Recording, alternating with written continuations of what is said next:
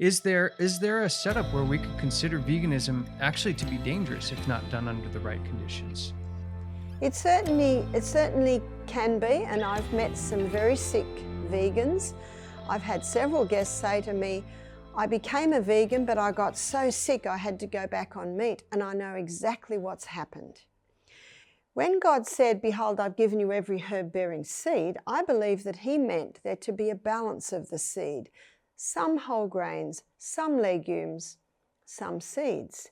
And I find a lot of vegetarians, I've met several young men that stopped the meat and ate pasta and bread and cereal, so they actually were overloading the grain part and sadly neglecting the legume part.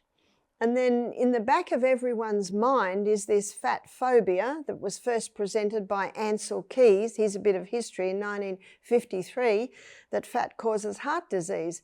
And as Dr. Malcolm Kendrick states in his book, The Great Cholesterol Con, this theory's never been proven.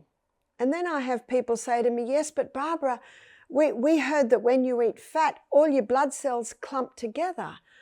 Well, for I'd say 10 years, I did the live blood analysis at our retreat, and I've looked at hundreds of bloods under the microscope, and the only time I saw blood cells clump together is when the person is dehydrated.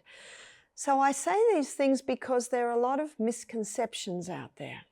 And that's what I like to do. I like to try and dispel the misconceptions and use the Bible, history, science, and common sense to present what is truth so there's no more confusion.